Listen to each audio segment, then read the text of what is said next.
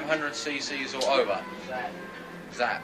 At the weekly chapter meeting, the secretary reads the rules to the club's hardcore membership. There are 1 million motorbike owners in Britain. 2,000 of them are pretty regular hell-raisers, but of these, only 32 boast the right to call themselves the Hells Angels Motorcycle Club, England, established 1969 by transatlantic decree. The club's toughest fighter, Vice President John Cork, first appeared in court aged 12. 5 convictions since. Nickname, Mad John. Buttons and a few of the others thought I was a nutcase, so they named me Mad John after a record. And I've kept my face the same way as it is for a long time. Carl, jailed once, remanded twice. Cross-eyed ever since his eyes were knocked out of their sockets in a fight. Official Sergeant-at-Arms. I enjoy a good scrap, quite frankly. But then again, like, I've been to psychos and they reckon I'm a psychopath anyway, so it don't make any odds to me. Club activities are often the only events worth recording in the otherwise vacant life of a Hells Angel. Today, like tomorrow, will be a rather more typical day in the life of Mad John as he pulls on his unchanging uniform, the sleeveless denim jacket with Hells Angels England emblazoned on it, to drift through the grind of missed appointments, late arrivals, family bickering, non-events and generally hanging around. About midday, John's best friend, Nick, wanders in on day release from the mental hospital. Andy offers John a lift up to Golders Green on his newly completed chopper. John's got no transport of his own because Bob the Prospect, an apprentice angel, has taken the chapter's van.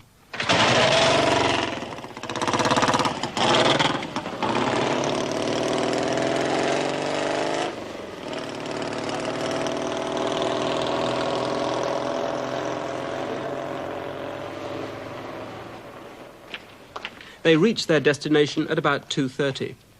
One of the Full Patch members, Pappy, works in these flats as a porter and gets free accommodation as part of the job. Unfortunately, he's just been given notice to quit within 2 weeks of finding the job and the flat. Pappy wanders in. Money, or rather the lack of it, is the curse of the Angels. They're always short of it.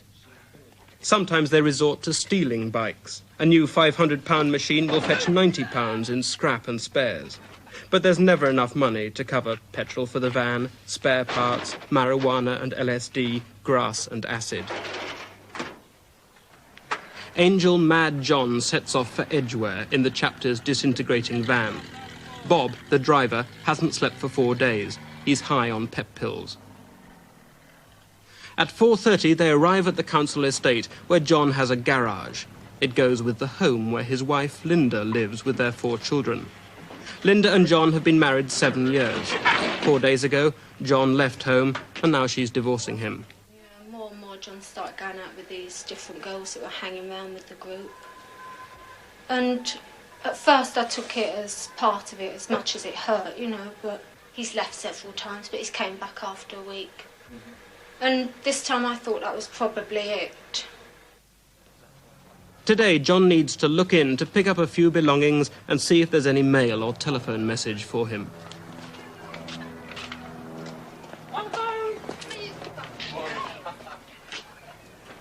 I've just asked you a question. Can we get some stuff? Yeah, will you get it and clear off? Take your friends to it, please. You'll find it bloody difficult to get in future. Yeah? You just try it. If you have full money, you can come in and out when you like. And piss off. Happy families.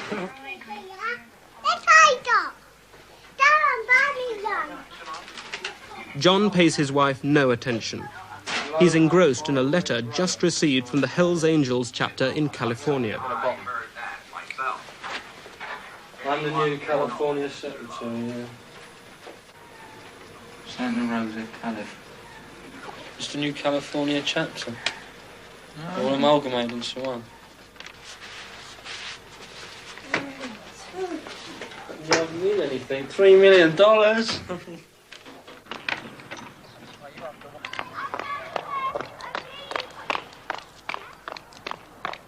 The only member of the family John has any time for is the half-crazed Alsatian, which he calls Hitler. Hey!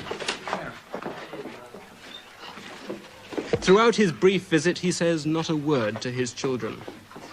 Other bikers may grow old, marry, settle down, but among the Hells Angels, 50% of the full patch members, like John, have put the club first and left behind them their council houses, wives and children.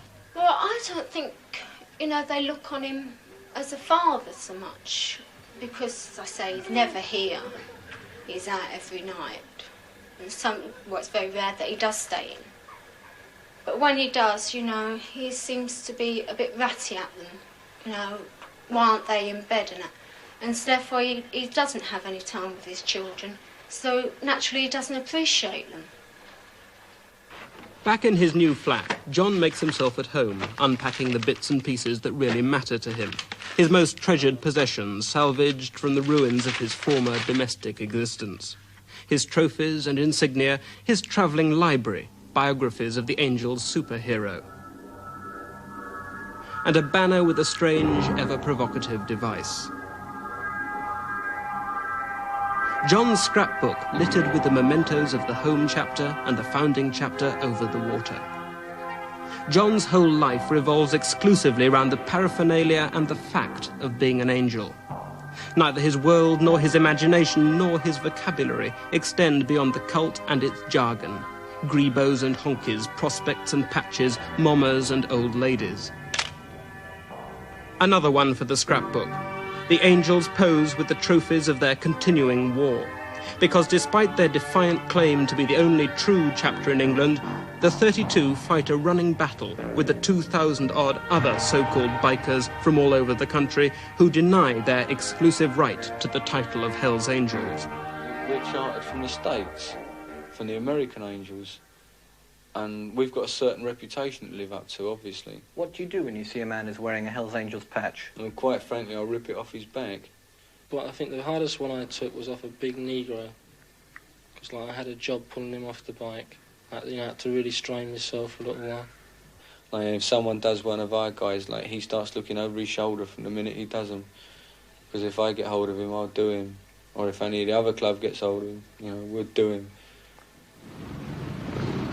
Uncompromising and relentless recklessness is what earns an angel his place in the club. Not all are full members. At any one time, there'll be between 6 and a dozen prospects. Until they win full patch membership, they must do what they're told to by any full Hells Angel. In public schools, they call it fagging, but Bob is a prospect. In a full term, you're a prospective member of the Hells Angels Motorcycle Club, which means that you might one day be good enough to become a full patch member. Out of all the chapters in Britain, I think we've got the hardest prospects yet, because we really slag our prospects down. We whip them and we make them charge around on top of vans and stuff like that, Jump in fires and basic things like that. To test out what you're going to be like in a scrap? To see if you've got the bottle to take on a guy bigger than yourself? But the thing is, once that guy gets his full patch, if he's going to do that for me, I know that guy's going to stand behind me every inch of the way, Well, when you're the best, what else is there? There's prestige. Pick him up. How you going, Nick? All right? This is the nearest thing the Angels have to a formal initiation rite. He goes on a 6-month trial after he gets his patch. And if he's still in the same frame of mind after the 6 months, he goes for his tattoo. Then he's in until he walks out in a box. He's all right. Let your arms go down by your side. That's it. That's it, That's it. Just let yourself with on there. And relax. Do what your uncle John. Fainting. Affects us all in different ways. You want to see me, I cry. Other clubs have even more outlandish ceremonies. But they do all this thing they read in books where they piss on denims and spew and pour garbage over their patches. And we respect our patches, we live by our patches. You ain't gonna puke all over them because you're puking on yourself.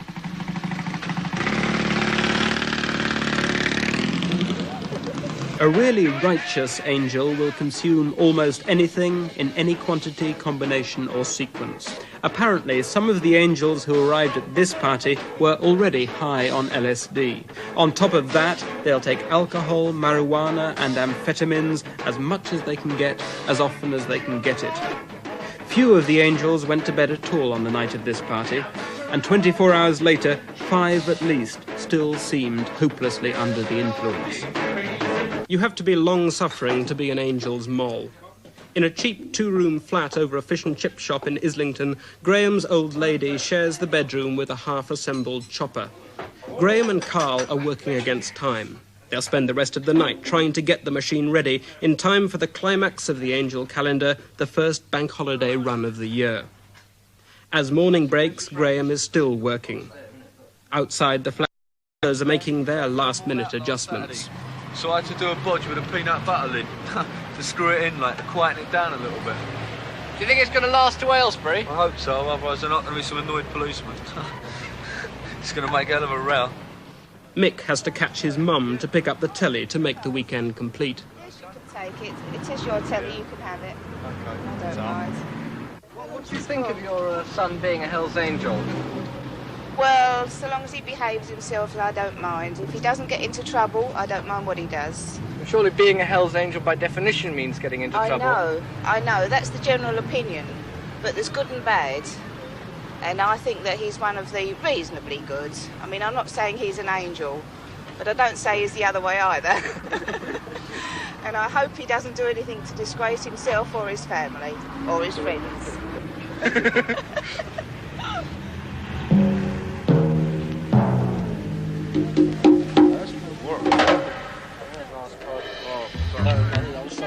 As individuals, the angels are a volatile mix of aggression and instability.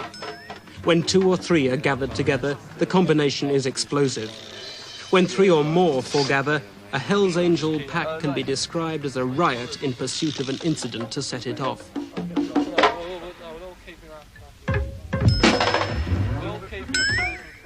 Midday Saturday, Bank Holiday Saturday. Only an hour late, the Hells Angels Motorcycle Club, England, full patch members and prospects, women friends and camp followers, is ready for the off.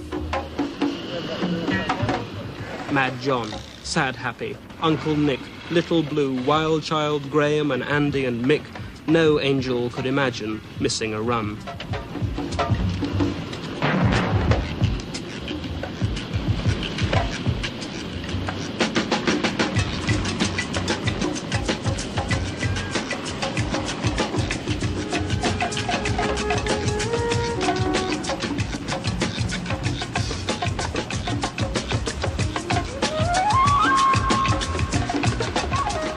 The pack hits the road.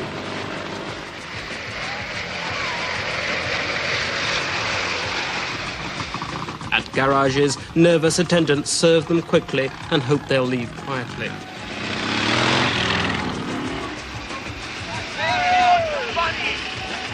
Mild-mannered dormitory town traffic moves over to let them through.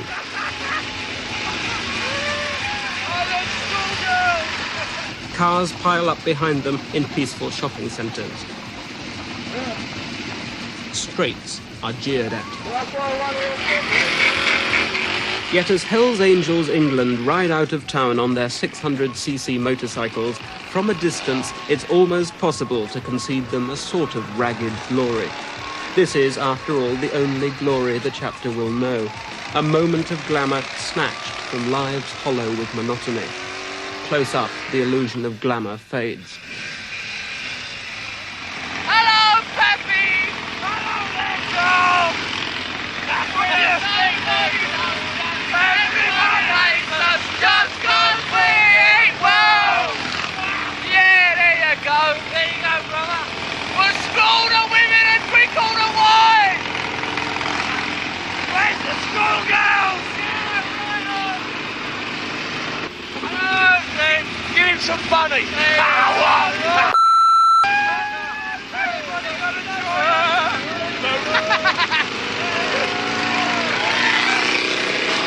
Nobody likes it. Everybody hates it.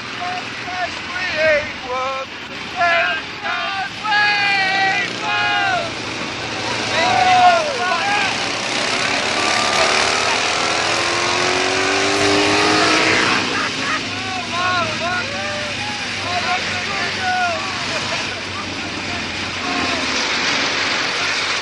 They take a defiant pride in taking foolhardy risks. All except one have had their licenses suspended, and most boast openly of riding Wild Band. Mad John has even been banned from Brands Hatch. From this point on, the weekend goes from bad to worse. Just outside Berkhamsted, the pack slows down. When the Angels set out, they'd been heading for Aylesbury. Now there's to be a change of plan. 2 prospects are sent ahead to investigate something Mad John had spotted from the road. And what they find brings the whole chapter down after them.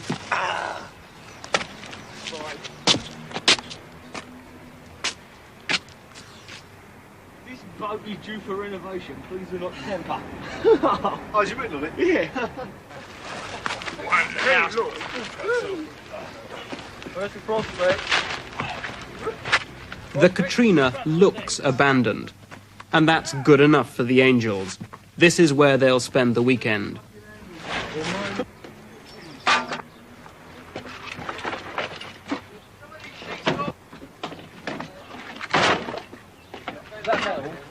Yeah, careful where you light it, otherwise the boat will go up. While the Angels continue with their improvements, a party rides into town to fetch food. But while they're gone, there's an incident at the canal.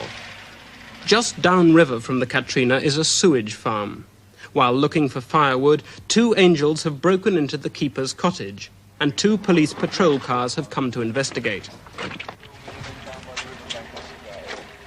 Up on the hill, some Angels are spoiling for a fight. Line all the bikes up the other side of the bridge and wait for them. As they come down, we'll just go right at them. 2 miles away, the food party has met with a hostile reception from the proprietors of the Cherry Tree. What's up with that?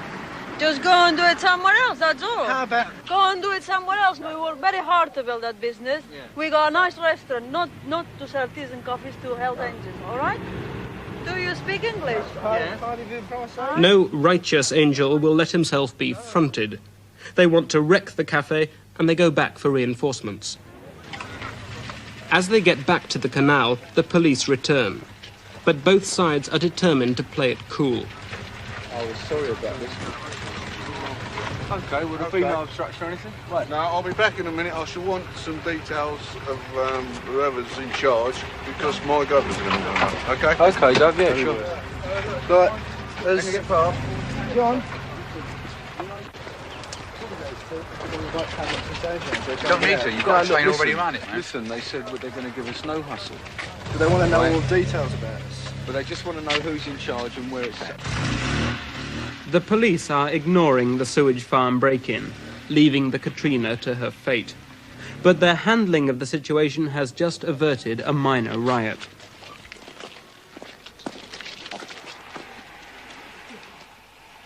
Right, did anybody get related what we're doing tonight? No. We're going to smash a cafe up. Oh, good. We're getting our food. No, they wouldn't let us in. We're let you in? Well, they said we could go in and have a meal. We got in, sat down, right? Started to order, and this grotty little guy came out and says, "Not serving like you in here." But nobody listens to Pappy. The Cherry Tree remains standing. The Angels have been told they'll be left alone. Their aggression has nowhere to turn except in on themselves. Now, who's going to be the first prospect in the river?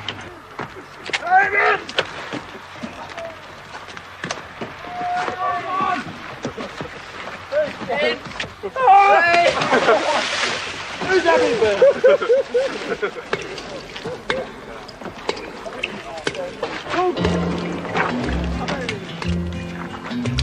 When the weather is fine, you know it's a sign for messing about on the river. If you take my advice, there's nothing so nice as messing about on the river.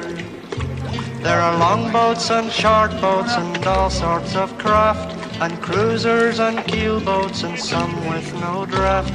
So take off your coat and hop in a boat, go messing about on the river.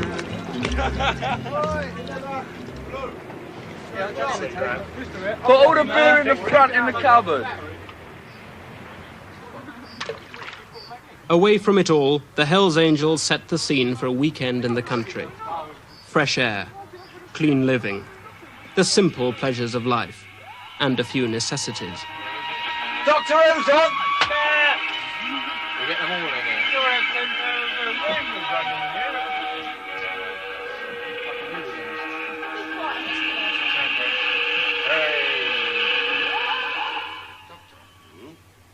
If this jamming device of yours works, we'll have a weapon that we can use against all the Daleks.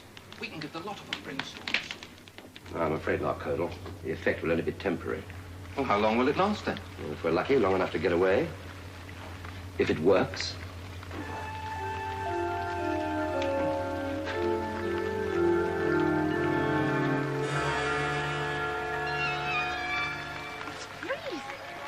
Night falls, and with it the rain.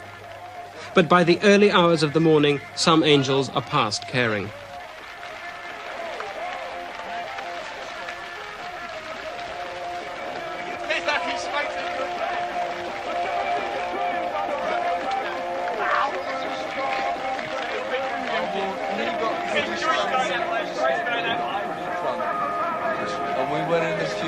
And they wouldn't serve us, so we got some guys in there to buy the beer. And he drunk and drunk and drunk. We got barred from his pub and he ran straight into the river. Cannabis resin.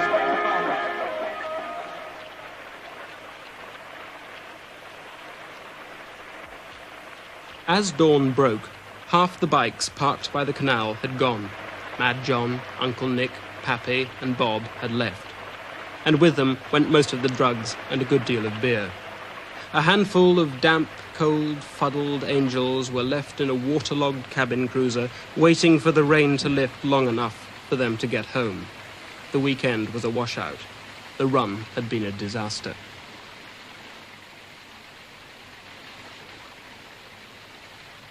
We want a United Hells Angel Club in England. But like, it can be done. We've seen it done. They've done it in the States. It can be done here. How did they do it in the States? They worked hard. Like, they didn't build their club in 5 years. It took them over 26 years to build the clubs over there. And they own like their own streets over there. They've got their own land. They've got their own farms.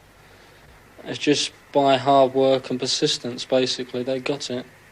Well, there was an article in Rolling Stone, wasn't there, which said that they did it by pushing drugs. How are you going to do it? No comment. Well, I've got a tattoo on my chest that says Hells Angels London, England, London, or London, England. I've got a tattoo on my back that says Hells Angels, and that lasts for life. So, you take it from there. Hitler himself was out for one supreme race, and we're out for one supreme angel group.